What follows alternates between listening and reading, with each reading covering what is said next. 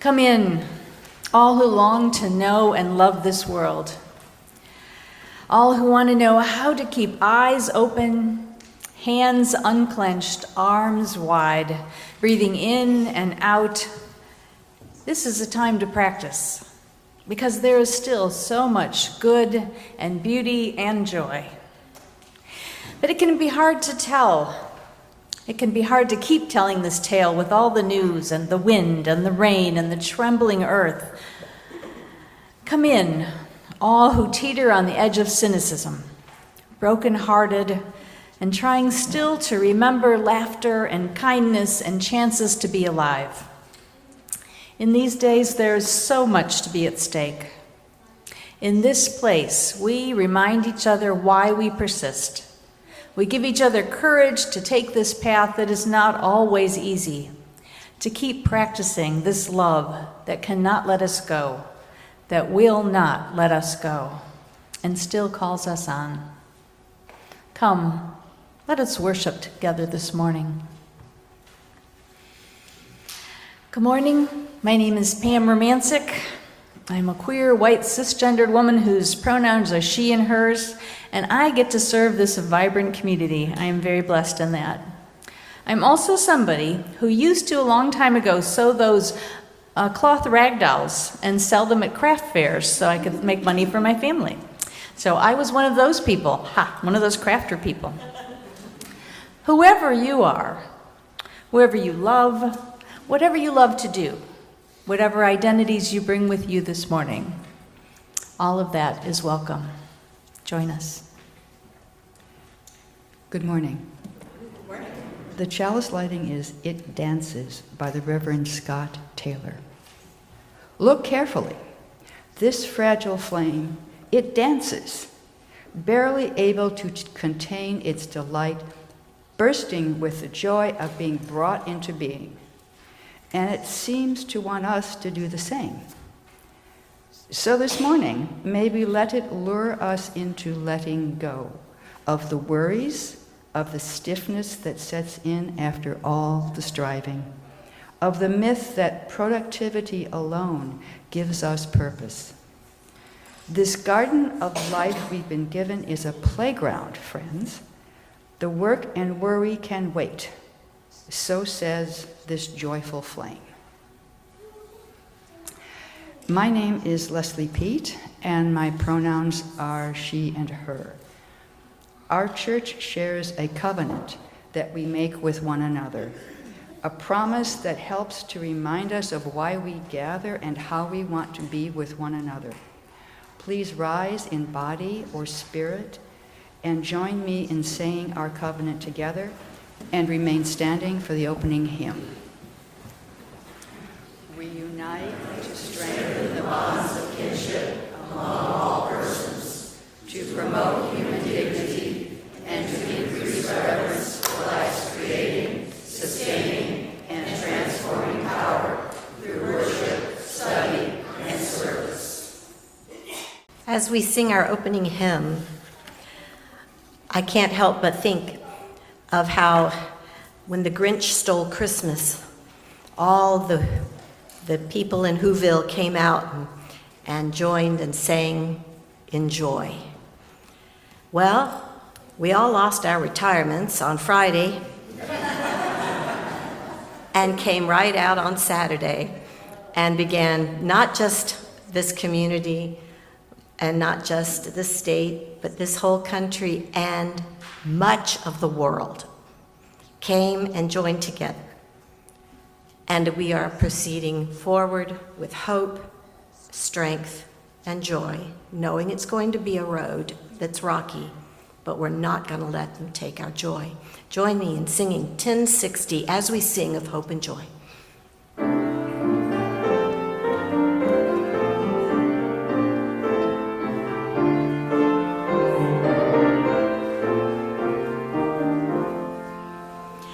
As we sing of hope and joy today, some know only anguish and despair. How can we lift our voices in this way, while some have pain and misery to spare? If a crumbling world we would renew, we must sing no ordinary song. Peals from a noisy gong will never do. In every breath a passion must belong. Let this song our greatest hopes contain. Laughter of a well-fed child its tune. Roofs over every heartbeat, its refrain, its harmony, the peaceful city's hue. Sing of joy while hammering each nail. Sing of hope while pulling every weed. So shall we sing together and prevail. May every Alleluia bear us seed. Thank you. Please be seated. Now's our time to invite our young and young at heart up to wonder. So I'm going to invite anybody, any of our young people, or anybody who's feeling young at heart and would like to come on up and sit down. Yay! And we're going to wonder what's in our box this morning. Wonder. We'll let a couple minutes go by. Wonder and dance. It's good.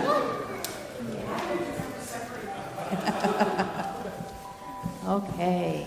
We're wondering. It's a spring morning. What? Yes.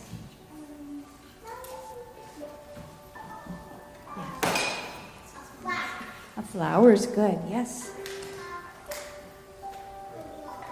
A rose, that's a good guess. Yes, do you have a guess? Yeah. Okay. A coin, that's a great guess. Sandra. What? No, not a fart. Never will be a fart. Any guesses from our adults or folks over here? You guys usually have good guesses. Sunshine is an awesome guess. That's could be in there. Okay, so you remember? Yes. A squirrel. Yes, that is the always question. Very good. Okay, who would like to open this morning? It's been a while. I don't think you've done for a while. There we go.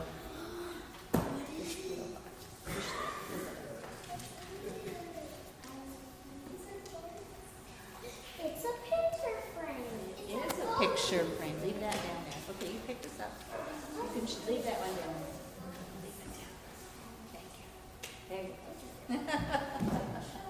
It's a picture frame. Thank you very much. You can sit down. It's a picture frame. So we're all wondering why there would be a picture frame in the box, huh?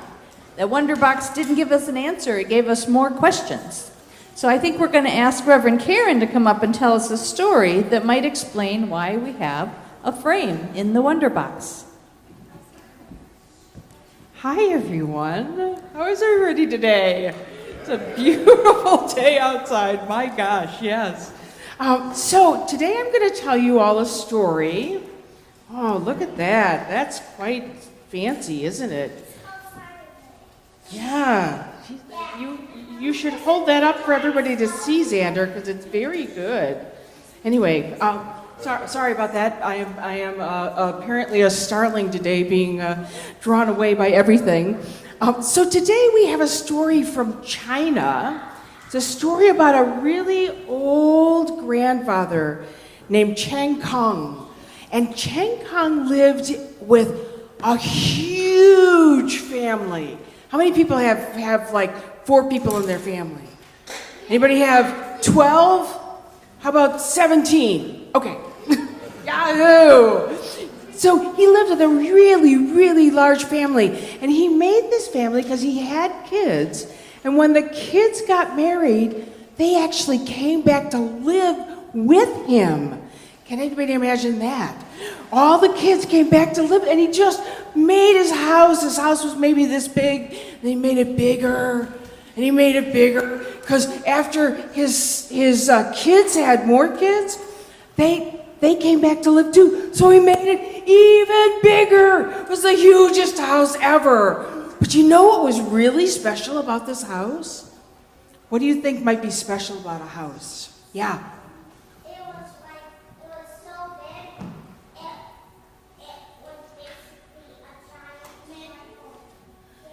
Yeah, it was a giant compound. That's actually right.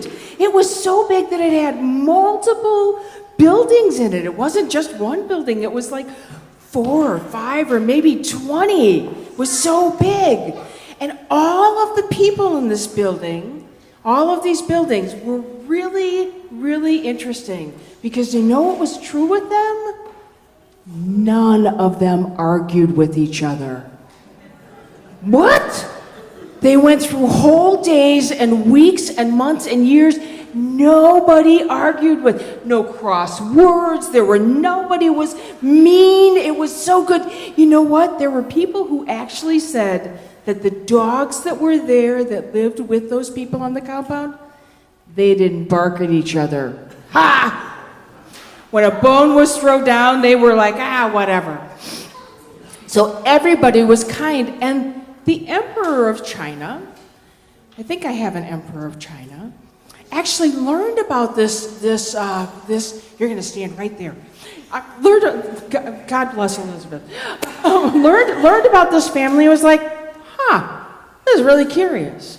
I have this humongous family, with a house that's probably 20 houses, and now it's all of this thing. All these people live together, all the dogs, all the peacocks, all the squirrels, all the little running mice. Nobody argues. And the emperor said, that is super interesting. I want to learn more about that. So he came, and in came his guards, and then came the mandarins, and then came the emperor, all important and really, really amazing. And the there you go, exactly. And the grandfather bowed down, low, low, low. And the emperor asked the grandfather a question. How? Please tell us, right? Because who wouldn't want to live there? And so the grandfather said, well, this is what people have said about us. Why don't you go and explore and see what you see and see if you see what we have created? And so the emperor wandered around. And do you know what the emperor saw? Everybody was being nice to each other. Oh my gosh. He saw what everybody else had said. He was like, what on earth is happening here? Everybody's good. Even the dogs don't bark. What is happening here? Will you please give me the golden secret? Please, please. And so the grandfather took a pencil.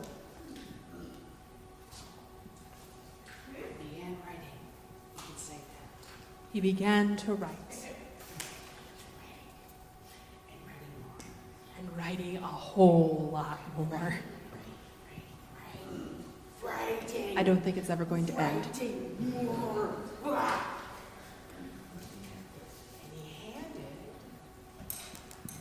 And he handed the emperor the answer. Kindness. Kindness was what allowed everybody to live together. Because kindness allowed us to know that sometimes we share pencils, right? Sometimes we share ideas. Sometimes we even share things that seem like they don't fit together. But if we stand in kindness with them, we can know that we need not think alike to love alike. And so the emperor thought, I want everybody in my kingdom has to know this, right? So he asked the children, this is your time, the children of the kingdom, like the children named Leah, and the children named Xander and Connor and Finley and Reese. Look, I just said your names out loud. So what the emperor asked was that they would take kindness and spread it around the kingdom. So you're going to take these signs and you're going to take a piece of tape from the folks in the back there and you're going to put these signs up all over our church to remind us that kindness is a way for us to be in relationship, not just here at church, but everywhere in our world. Because what the Chinese people did was they put a picture of Changyong on the back of their stove so that every morning they would come out and they would see that picture and they would know that they were being watched over and that they could remember kindness as well. Then they would take that out into the world and the world would be made better by it. So we leave you with this frame with a simple word, kindness. We need not wonder anymore. Thank you. Okay, here we go. Okay, we'll join in singing our children to their classes.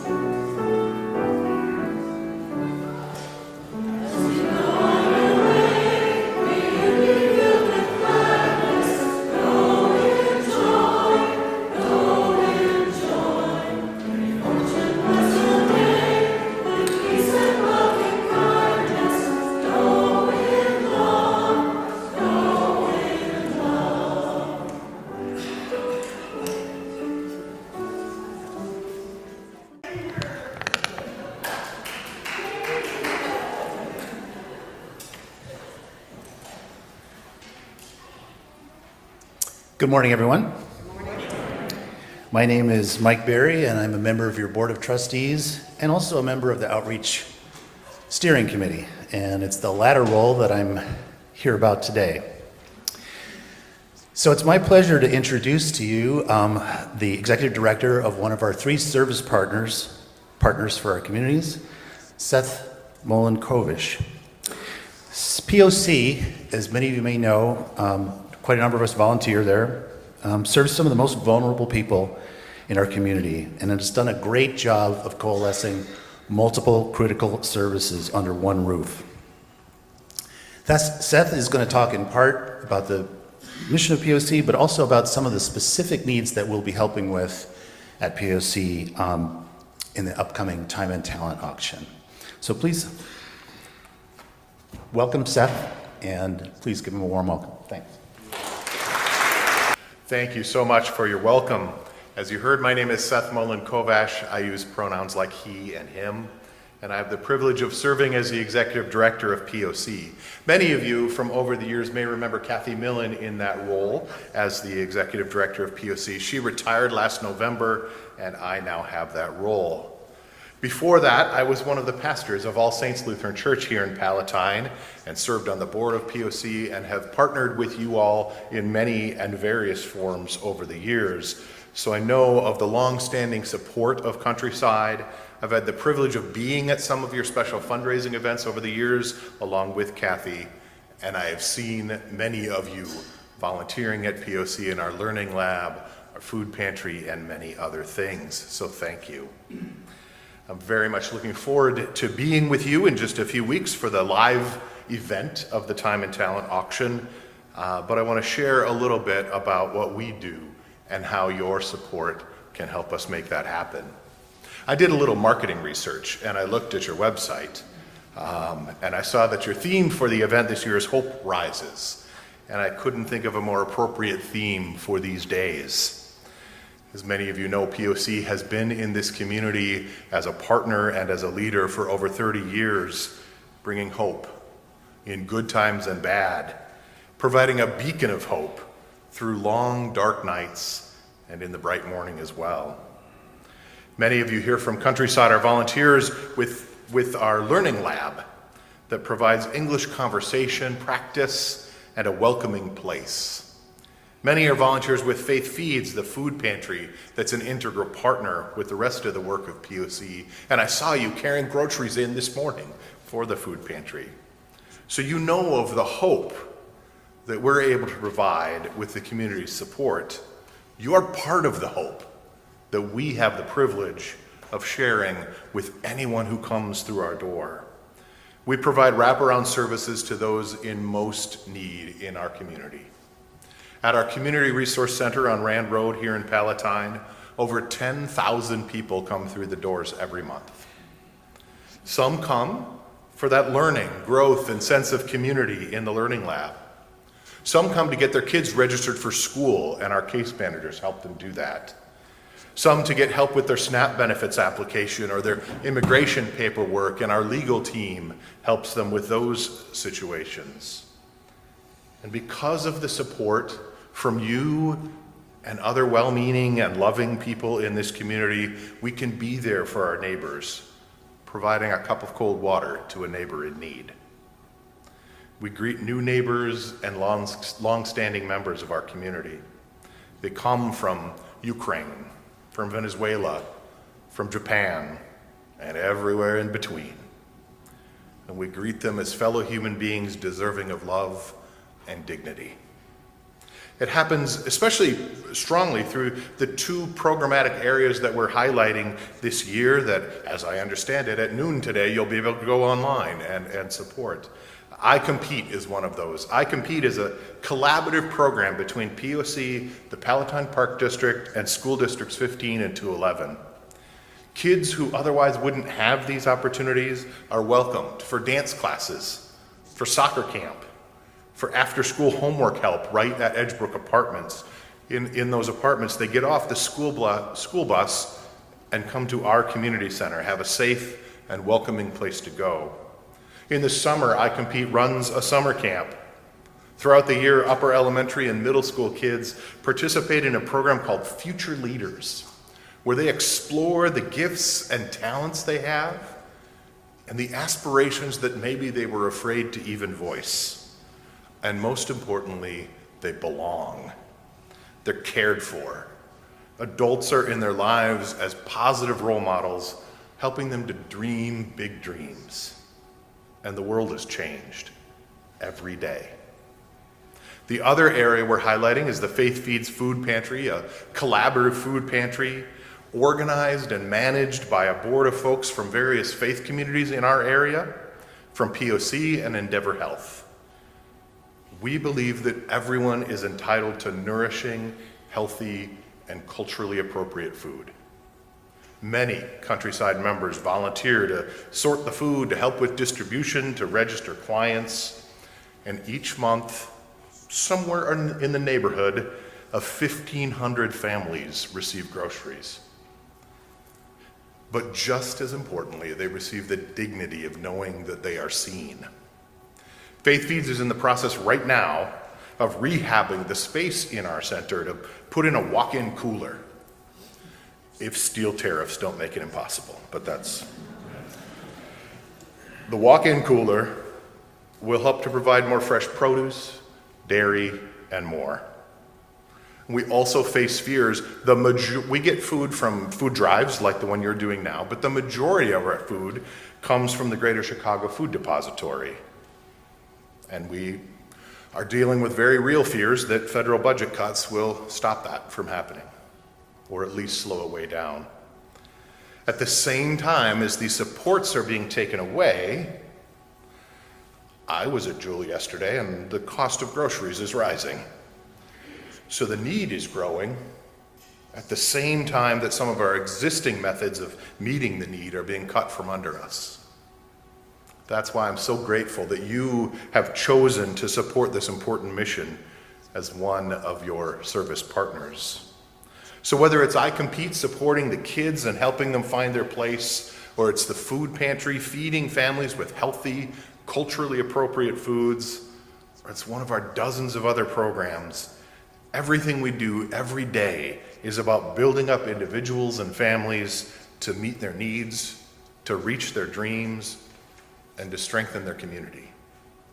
So thank you for partnering in that mission, whether you do it online starting this afternoon or at the live event on the 26th.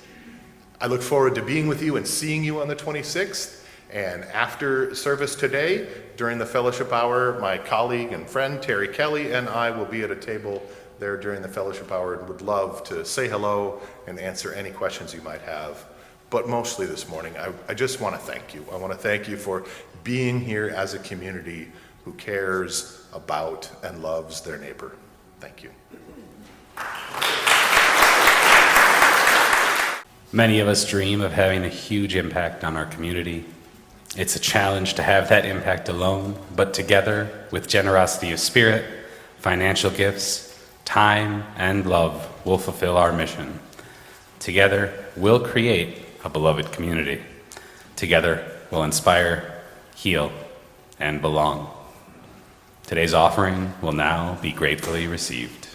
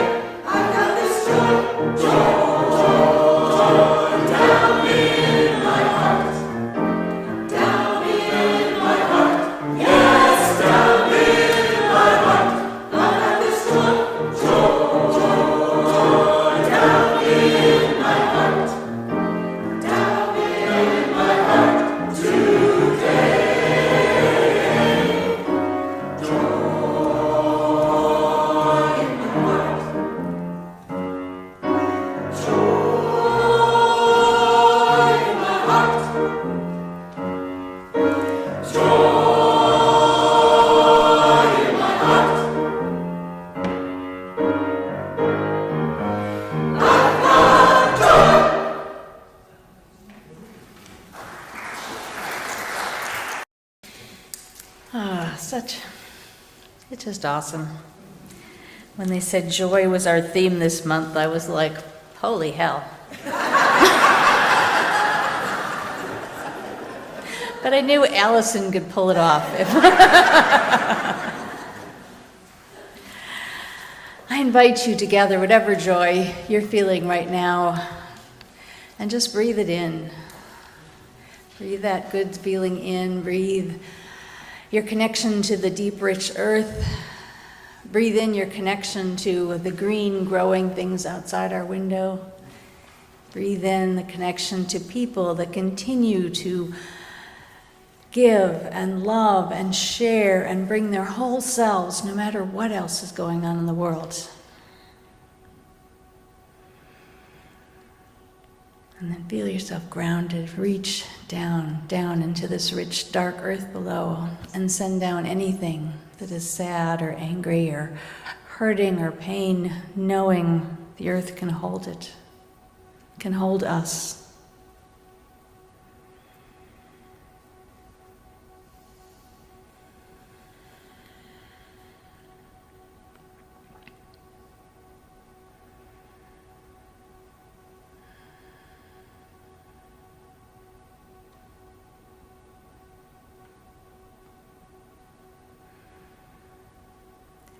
I have a new favorite poet named Andrea Gibson. I'm going to share just a little piece of her Homesick, A Plea for Our Planet.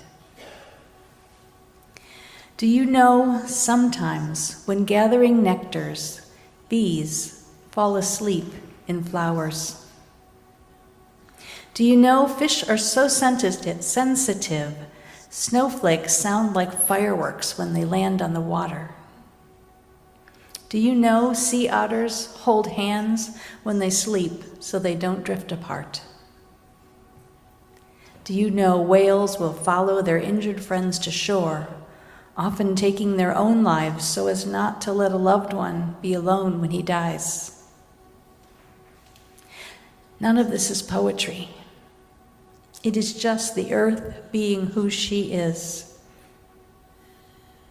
Dawn presses her blushing face to my window and asks me if I know the records in my record collection look like the inside of trees. Yes, I say. There is nothing you have ever grown that isn't music. You were the bamboo in Coltrane's saxophone reed, the mulberries that fed the silkworms that made the slippers for the ballet, the pine that built the loom that wove the hemp for Frida Kahlo's canvas. We need so much less than we take. We owe so much more than we give.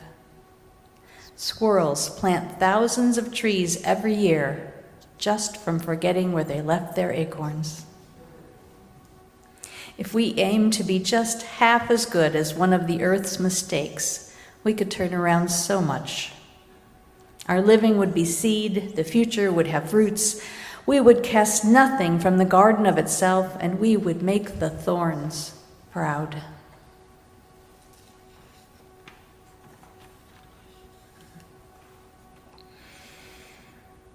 From this space, we recognize the joys and concerns within our congregation this week and remind you to connect with one of us and let us know if you have something going on in your life.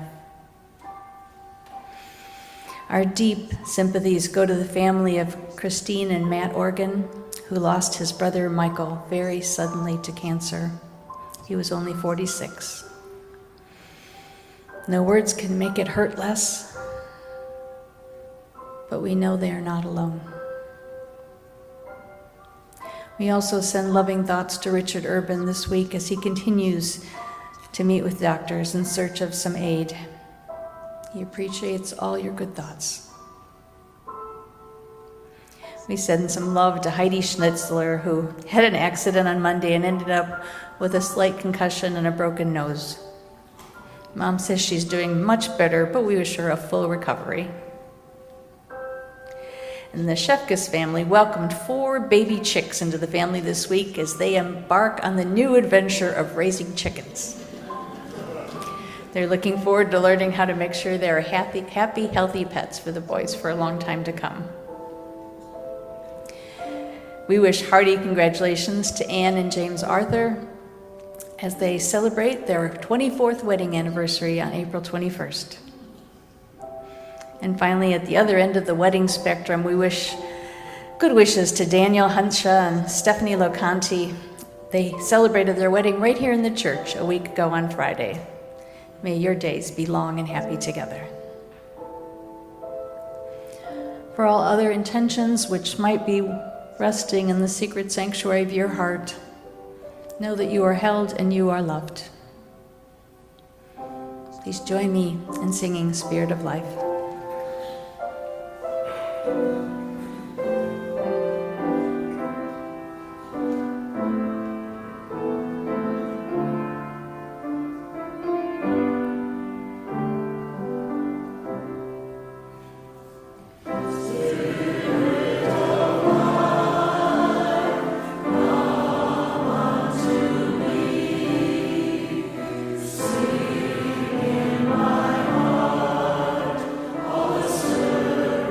Of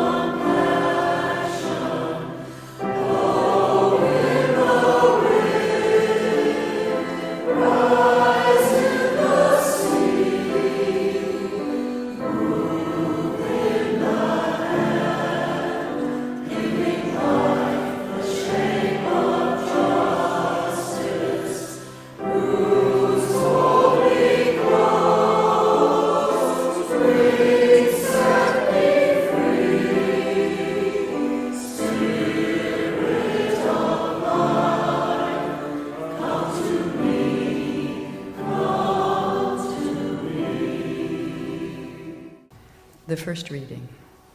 I am a humanist. I believe it is up to us to establish a just society and to preserve the ecology of our home planet. There is no God out there to save us from ourselves.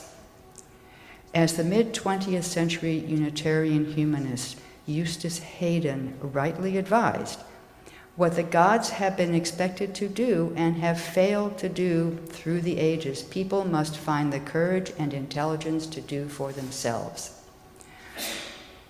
More needful than faith in God is faith that humans can give love, peace, and all their beloved moral values embodiment in human and ecological relations. Religious naturalism calls for a humble humanism, a humanism that is based on the best of human thought, but is also honest about how much we do not and cannot know. A humanism that takes full responsibility for the betterment of the world and the survival of humanity, but also acknowledges that the universe was and will be devoid of human concerns and ambitions for all but a tiny fraction of its historical development. Thus ends the reading.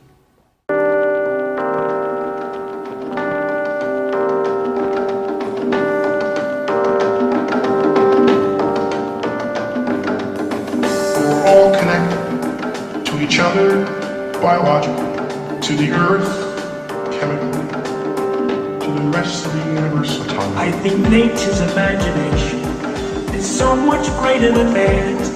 He's never gonna learn.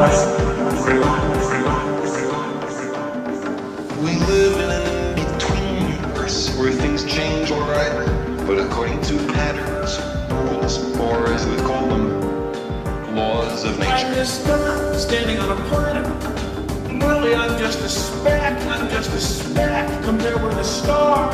The planet is just another speck. To think about all of this, to think about the vast emptiness of space. Billions and billions of stars, billions and billions of specks. The beauty of a living thing is not the atoms that go into it, but the way those atoms are put together.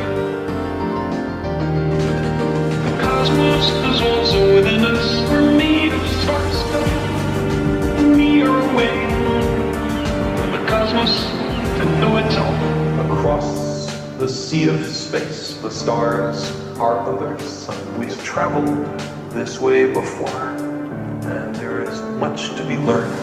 We're all connected to each other biologically, to the earth chemically, to the rest of the universe atomically. I find it elevating and exhilarating to discover that we live in a universe which permits the evolution of molecular machines as intricate and subtle as we.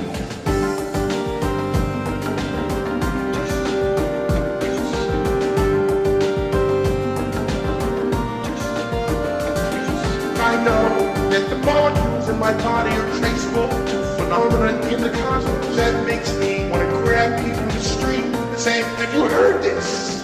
The beauty of a living thing is not the atoms that go into it, but the way those atoms are put together. The cosmos is also within us. We're made of sparks and we are away from the cosmos to know itself.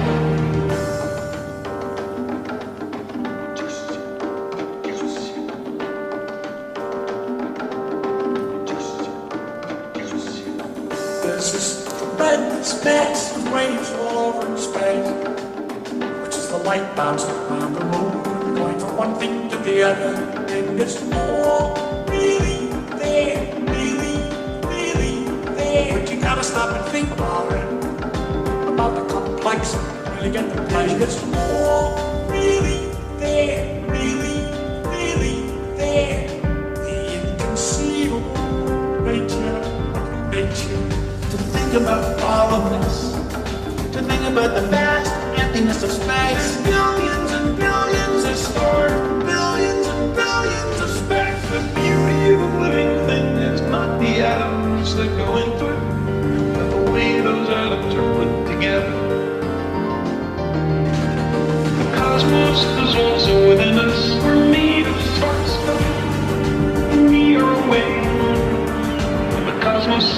to know itself. Across the sea of space, the stars are others. We've traveled this way before, and there is much to be learned.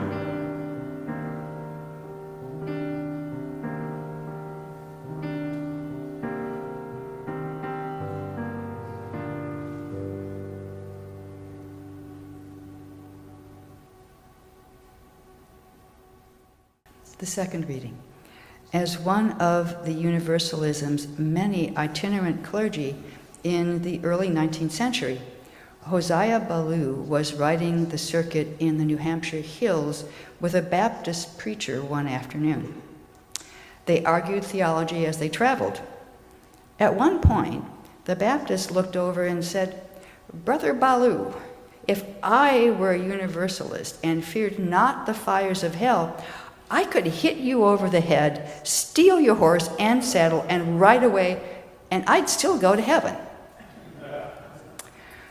Hosea Ballou looked over ahead and said, "If you were a Universalist, the idea would never occur to you." Thus ends the reading.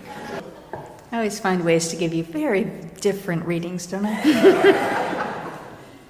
I have to tell you that the song that was playing is the ringtone on my phone.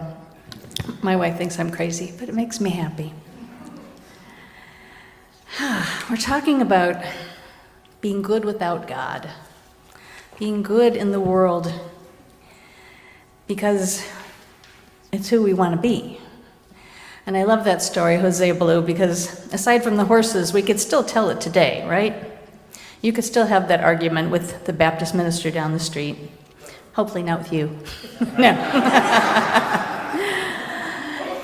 And we're not good simply because we're trying to avoid the retribution of hell.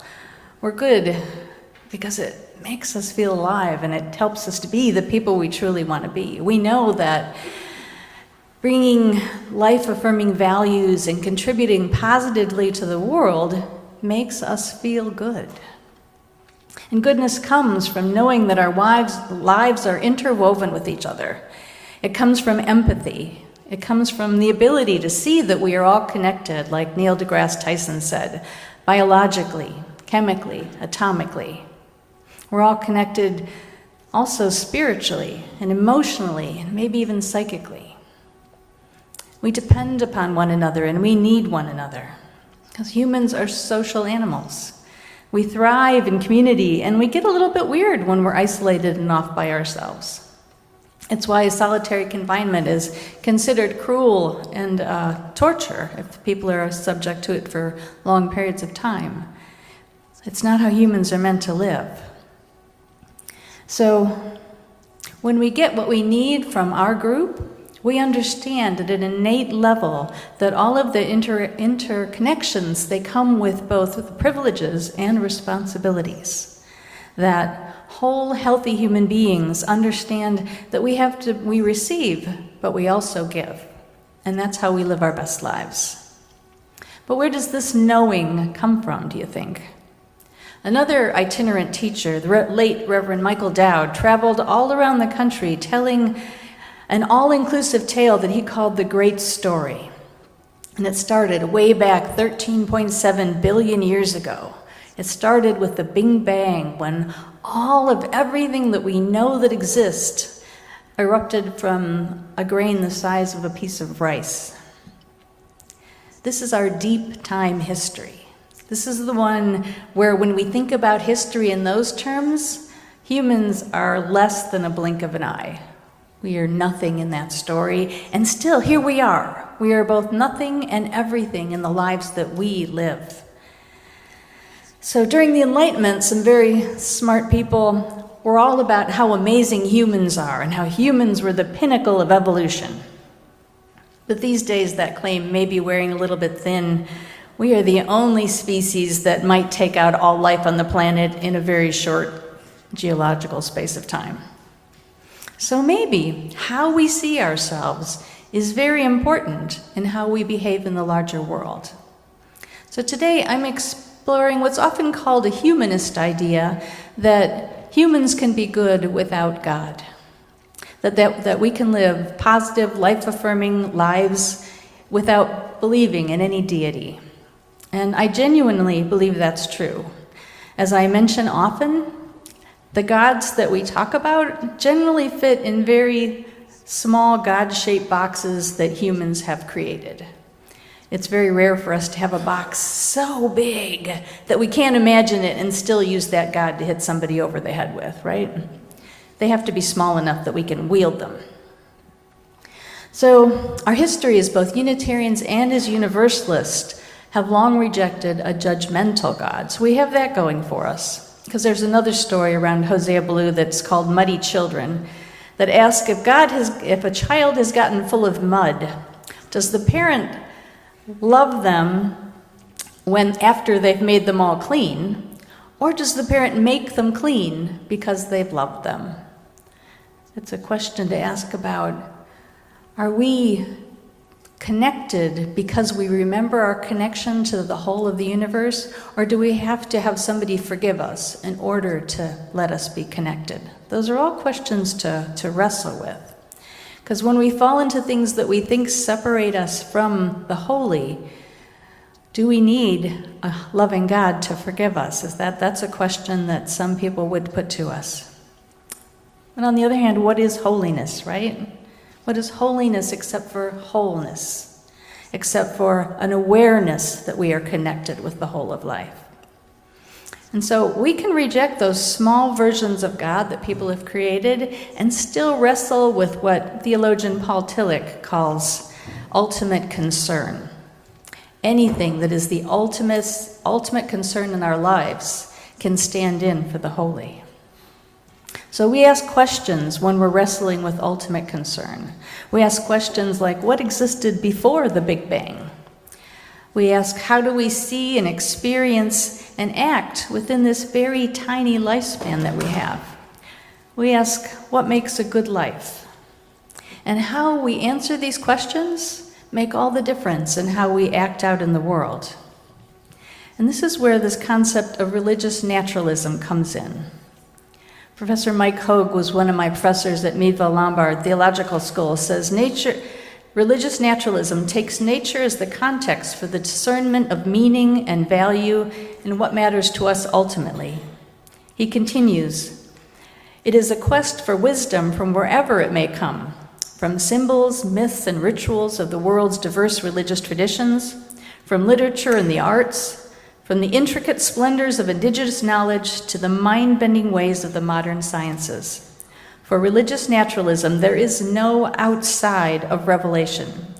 The whole of the cosmos rings with it, from the subatomic to the interstellar, from the unicellular to civilizational, end quote.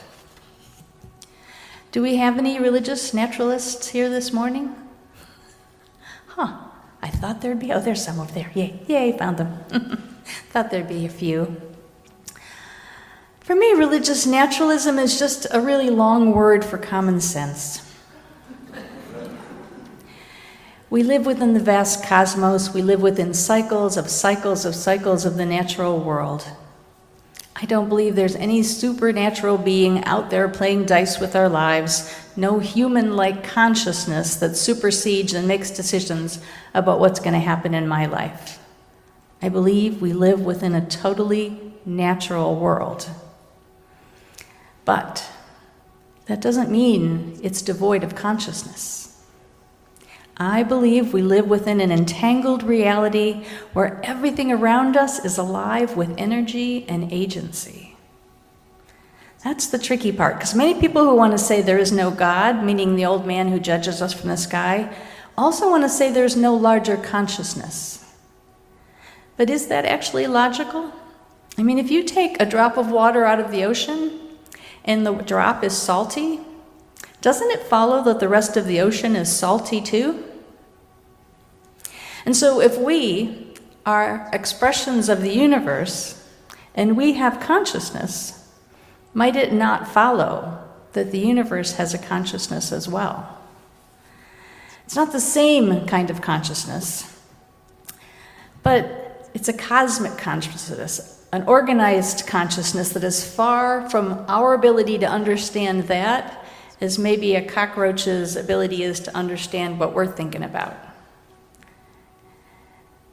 Both contain a sense of being alive, and some theologians and philosophers suggest that they fit together, these consciences, like nested dolls.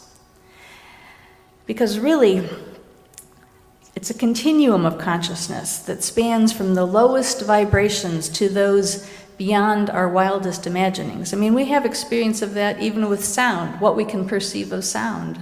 Dogs can perceive things we can't perceive. That doesn't mean that sound doesn't exist. Because with all of our scientific knowledge, we still can't definitively say what consciousness is or where it comes from. We can point to our areas of the brains that fire when different thoughts occur, but some people suggest that our brains might actually be receptors for the consciousness of the world rather than an organ that creates the consciousness. I'm just giving you stuff to think about. Perhaps all we're doing is tapping into an energetic reality that is beyond our comprehension, but it's not beyond our ability for our hearts to feel and understand and partake of. Isn't this fun? These are the kind of things you could talk about if you don't say God doesn't exist. You could talk about all the ways that something might exist or might not. I love it. That's why I went to seminary.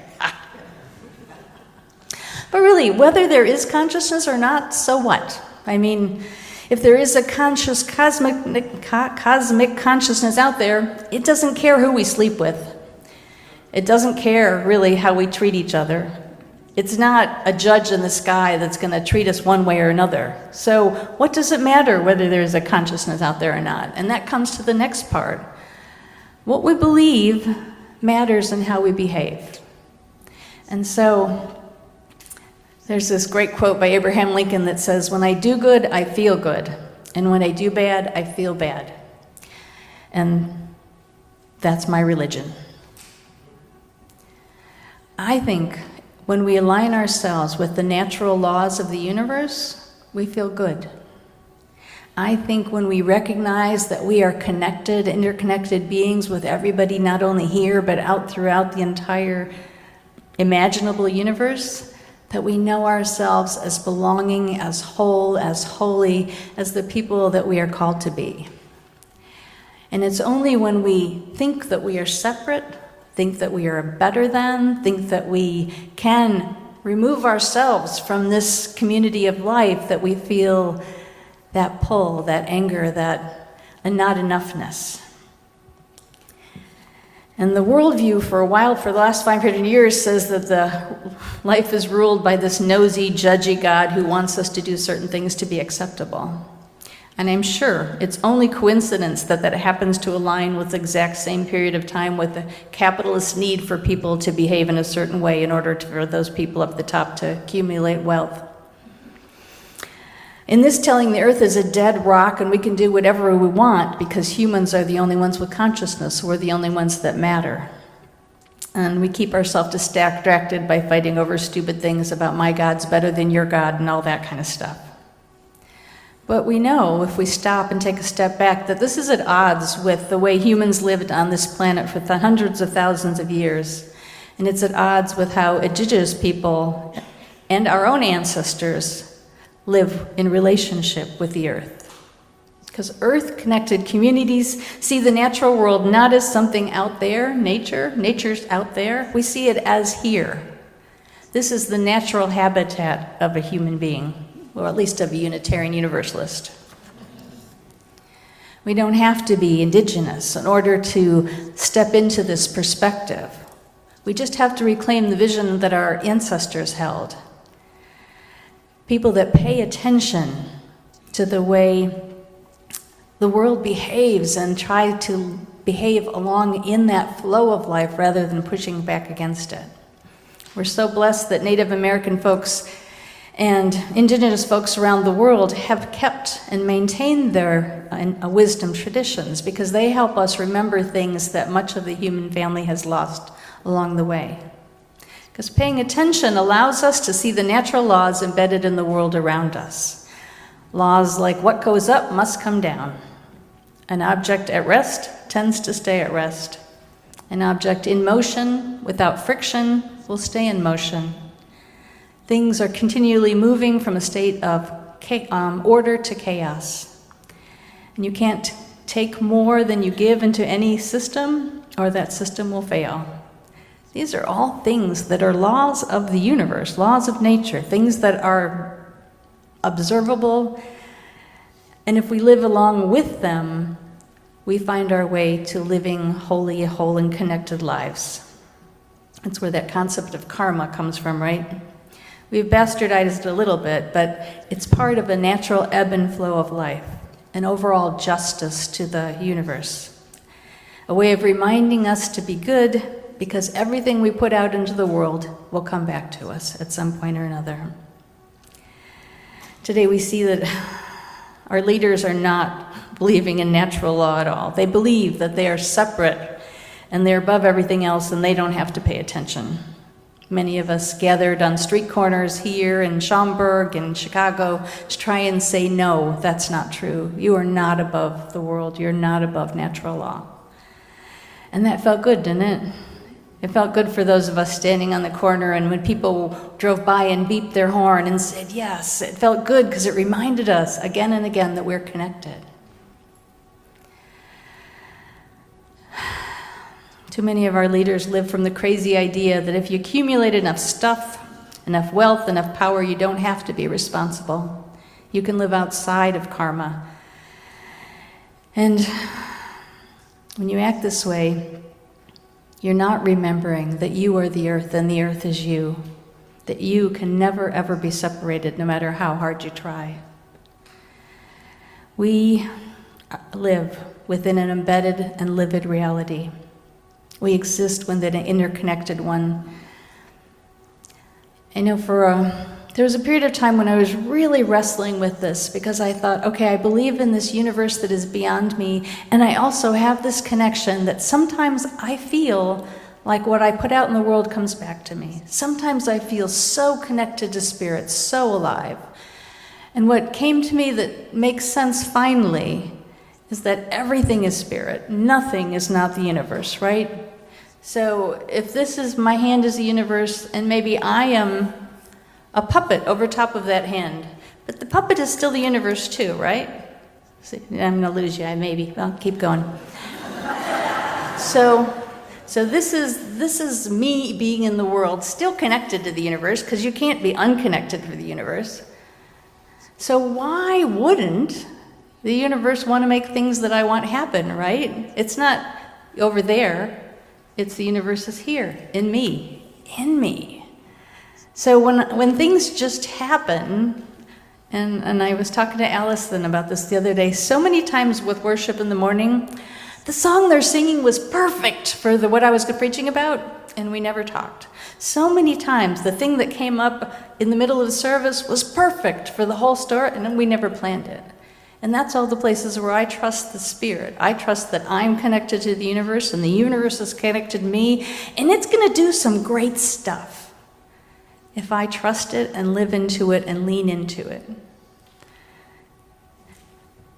And this is a really hard concept for me to talk to humanists about, to talk to religious naturalists about, to talk to people who believe in a loving God. But for me, it all kind of makes sense, doesn't it? If we are all connected, then we are having an impact on the people around us. We are having an impact on the people at POC. We are having an impact on the people on those street corners who are watching it go by. And I think the most important part of all of this story that I'm trying to tell you today is to hold on to your agency, is to hold on to who you are and how you are connected, is to hold on to this universe that we walk within, that we live within, that we breathe within, is not ever separated from us. We are all whole and holy people by the ways that we simply are in this reality. So as in every other week, you're the one that has to decide what your relationship with the universe is and what makes sense in your head and how you are going to make those choices to be reciprocal, to live in that ongoing flow of love, to know yourself as unable to be taken apart from this whole amazing thing that's filled with love that we get to do for that little tiny piece of life that we're here. So, as always, I give you a whole bunch of stuff, and then I go, your turn, go home, think about it, and tell me what you came up with. We are all connected. Thank you for being here today.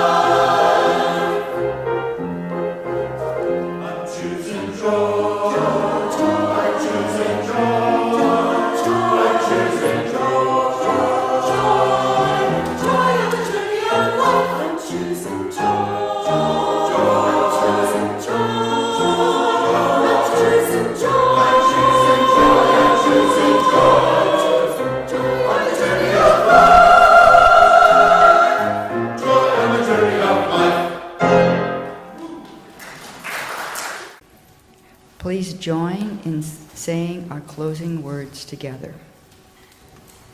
We extinguish this flame, but not the light of its truth, the warmth of this community, nor the fire of our commitment. These we carry in our hearts and share with all the world. Please rise in spirit or body and sing number 89, Come My Way, My Truth, My Life.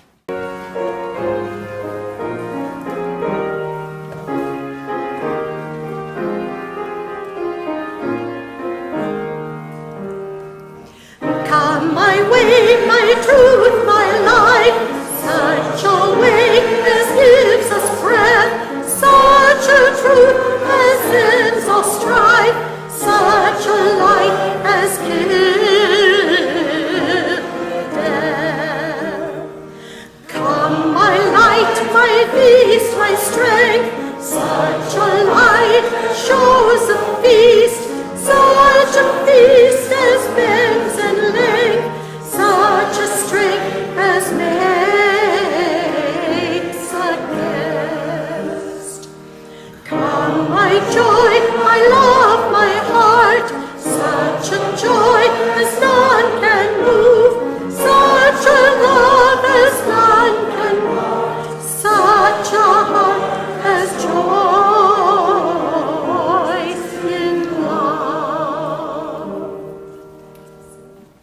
Our closing words are from John O'Donohue. On the day when the weight deadens on your shoulders and you stumble, may the clay dance to balance you. And when your eyes freeze behind the gray window and the ghost of loss gets into you, may a flock of colors, indigo, red, green, azure, blue, come to awaken you to a meadow of delight. When the canvas frays and the karak and the thought of and a stain of ocean blackens beneath you, may there come across the waters a path of yellow moonlight to bring you safely home. And so may a slow wind work the words of love around you and an invisible cloak to mind your life. Go forth today, remembering that you are entangled in a loving universe, that you are and will always be love.